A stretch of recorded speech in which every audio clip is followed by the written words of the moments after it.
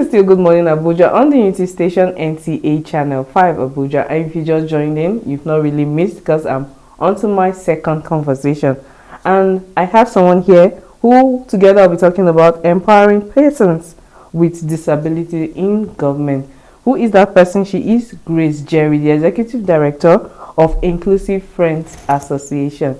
You're welcome to Good Morning Abuja. Thank you very much for having me. Okay. Coming to facilities, I know before now, I think, I don't know how the percentage though, but I know before now, some of the facilities were done to actually accommodate people living with disabilities and all that. So I don't know how you are going to, how the government can ensure that their facilities and services are accessible to persons with disability, and then what steps can be taken to make public places, transportation, and government buildings more inclusive? That's a great question. The Disability Act, this is one of the key provisions, ensuring that transportation, physical public structures are more accessible for persons with disability. Public places are accessible.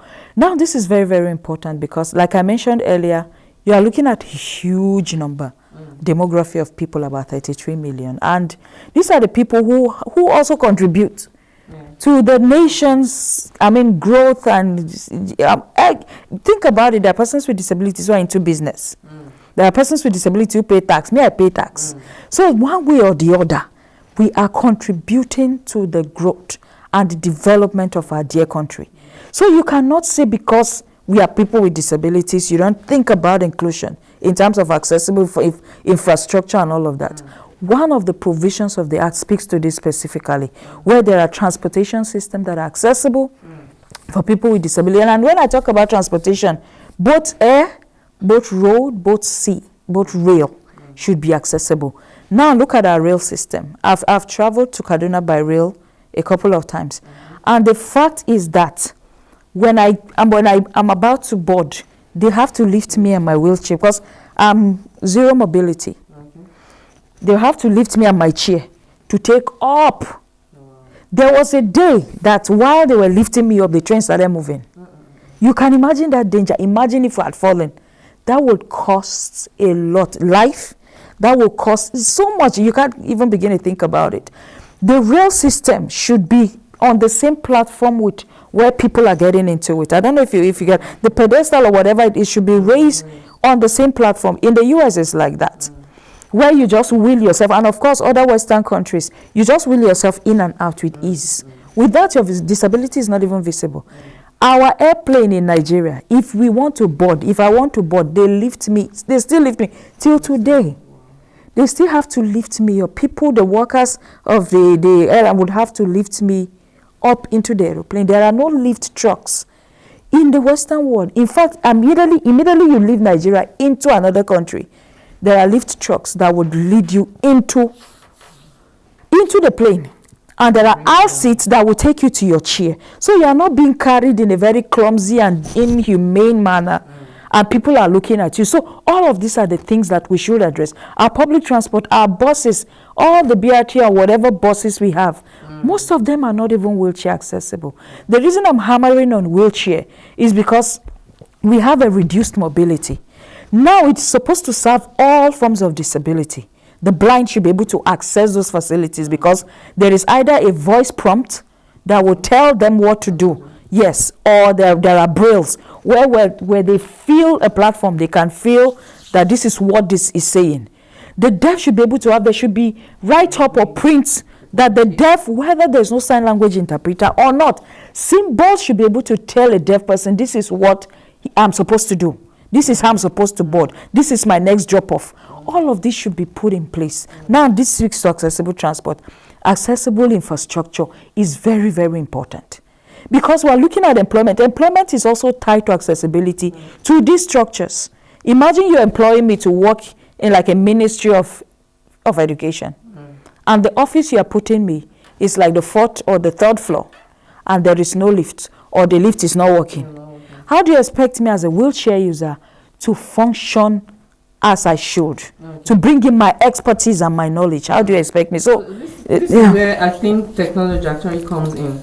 Because I think, like you saying, the braille, voice prompt, the large print, embossed print, everything, it has to do with technology, yes. If we have to upgrade, and that's because it. if you look at things that are coming up now, they are actually based on things that technology can actually handle. Exactly. So I think if we go in, but I don't think we're doing, like, we need to be up on our game on that. We need to be up on our game, and interestingly, the disability community have become so knowledgeable on this technology, and that's why it's important to work with this community as a government, as private sectors, as individuals. Work with organizations of persons with disabilities, work with people with disabilities, and of course, we have been able to design some of these technologies locally fabricated, locally made. It's just for you to come work with us and see how we can even improve on it to ensure that the system is very, very inclusive for this community of persons. Okay, so in your experience, what are those some common misconceptions or stereotypes about persons with disabilities in government? How can these misconceptions be challenged and overcome? Okay, so you use the word challenged. They look at us as people who are challenged. Okay. So how can someone who is challenged come to want to fix a system or fix something? And that's where they get it all wrong. So imagine someone like a Grace Jerry now. You're thinking of, if I employ a Grace Jerry, she's going to constitute a challenge. I'm coming in as a plus, a major plus to your, agency or whatever it is. I am coming in as a plus because why? I have built knowledge, I have built capacity.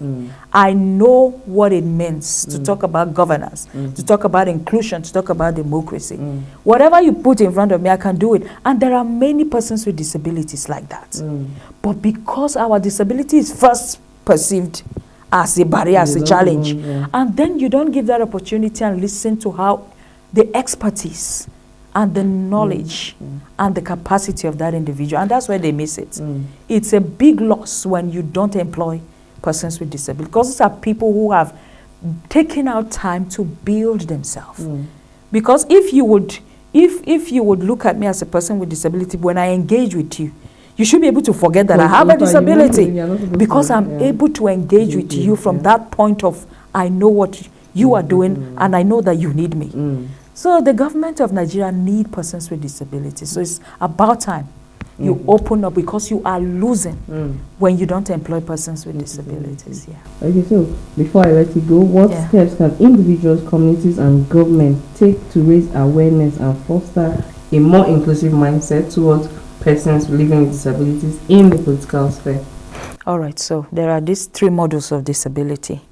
We have the models of, we have a various model, but one of the models that we project a lot is the human rights model. View persons with disabilities as first humans with inherent rights. Number one, because you are born, you have a right. And because you have a right, I treat you equally as every other member of the society. Secondly, what are the qualifications of this person? Yes, I may have a disability, but beyond the disability, meet the person, which is Grace. Yes, Grace is someone with a disability. So meet that person, get to know how he or she can engage, what he or she can offer. Another thing is the Disability Act. It has made provisions on how you can engage with this community of persons with disabilities. And that was why one of the recommendations I talked about, affirmative action, the 10%, says you should appoint qualified persons with disabilities. There are qualified, millions of qualified persons with disabilities out there. If only you approach this community from a human rights perspective. So you are not coming in from the charity angle, and that's what we see. You are promoting disability issues from charity. Let's bring them together. We do an outreach. We give them food to eat. We provide them with either some small handouts or assistive devices, and you think you have served our community. Beyond that, we want to sit at the decision-making table. We want to speak to policies. We want to speak to laws. We want to legislate. We want to engage with you from that point where whatever intervention you are making is addressing the issue of poverty. It's addressing unemployment. It's addressing inclusive education and access to health. Don't just gather us and give us food. Give us Indomie, give us T-shirts, and then take picture, bring NTA and everybody, come and cover up, and you think you've done. That's human. I mean, that's charity. Charity is gone. Old, archaic. Human rights is what you engage with persons with disability. As such, you are bettering the system. You are bettering the lives of even the persons with disability. Wow. Yeah. Like, it's been good talking with you. You've opened my eyes to so many things, and I'm sure people watching at home too, you've actually done same to them. So I believe before now, since this government is actually, you said it's new, so there's a lot of window opportunity. We're ready, more than ready, to work with you. Yes, let this government, let it go down in history. That this government, Tinubu said, hit the ground running, Abi. They hit the ground running with disability inclusion. That's good. That's a take home for us on this segment of the program. I'm happy you've been able to talk to us and enlighten us more, create more awareness, telling us why we need to include people with disabilities in governance. And exactly. As you said, we hit the ground running. That's it. With immediate effect. Thank you for coming on the program. Thank you so much for having me. Okay, so we've been speaking with Grace Jerry. She is the Executive Director of Inclusive Friends Association, and together we've been talking about how to empower persons with disabilities in government. I've heard so much from her. We'll go for a short break, and after that